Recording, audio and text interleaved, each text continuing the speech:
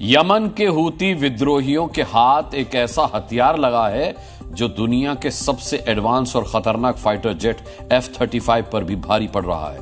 इस हथियार की ताकत इतनी है कि फाइटर जेट F-35 को अपना रास्ता बदलने के लिए मजबूर होना पड़ता है। कहां से आया हूती विद्रोहियों के पास ऐसा एयर डिफेंस सिस्टम जिसकी रडार जो है वो F-35 को भी कैच करके उसे मार गिराने की क्षमता रखती है? ये सवाल दुनिया भर के डिफेंस एक्सपर्ट के लिए एक पहेली बन गया है। दुनिया के सबसे एडवांस माने जाने वाले अमेरिकी fighter jets F-35 stealth fighter, America का ही दूसरा जंगी जहाज F-16 फॉल्कन, दुश्मन का दिल दहलाने वाले अमेरिका के दोनों फाइटर प्लेन्स यमन विद्रोही हूती की मिसाइल के सामने टिक नहीं पाए, मजबूर हो गए, रास्ता बदलना पड़ा।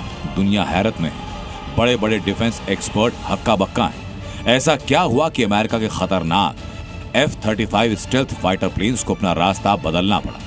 हूती विद्रोहियों के हाथ ऐसा कौन सा हथियार लग गया जिसे देख F-35 ने हमला कैंसिल कर दिया?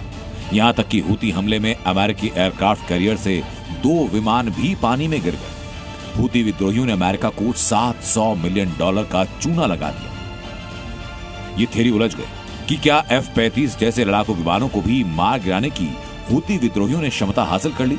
अगर ऐसा है तो फिर ये अमेरिका के लिए खतरे की घंटी है। हूती विद्रोहियों ने अमेरिका के F-35 फाइटर प्लेन्स और F-16 फॉल्कन, इन दोनों हाईटेक फाइटर जेट्स पर निशाना साधा और दोनों लगभग तबाह हो चुके थे। यह हमला अमेरिका के एक बड़े सैन्य अभियान ऑपरेशन रफ राइडर के दौरान हुआ, जो सेंटकॉम कमांड के नेतृत्व में चलाया जा रहा था। ऑपरेशन रफ राइडर के शुरुआती 30 दिनों में अमेरिका ने यमन में 1000 से ज्यादा हूती ठिकानों पर हमला किया, लेकिन इस दौरान खुद उसे भी करीब $1 अरब का नुकसान उठाना पड़ा। अमेरिका के 7 MQ-9 reaper drone, 2 FA-18 super हार्नेट विमान हूती विद्रोहियों ने मार गिराए।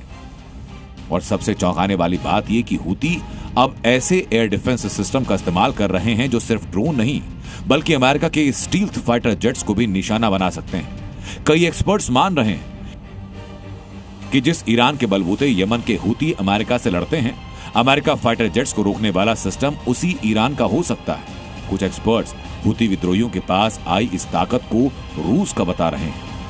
F-35 और F-16 फॉल्कन का रास्ता रोकने से पहले हूती विद्रोही सस्ते मिसाइल और ड्रोन से इजराइल और लाल सागर में कार्गो जहाजों को निशाना बना रहे थे, लेकिन अब हूती विद्रोहियों ने अमेरिकी एयरफोर्स को टेंशन में डाल दिया। हालात की गंभीरता को देखते हुए 5 मई 2025 को व्हाइट हाउस ने ऑपरेशन रफ राइडर को तत्काल रोकने का आदेश दिया। ओमान की मध्यस्थता से अमेरिका और हूती विद्रोहियों के बीच एक अस्थायी युद्धविराम का समझौता हुआ, जिसमें दोनों पक्ष एक दूसरे पर हमला नहीं करेंगे।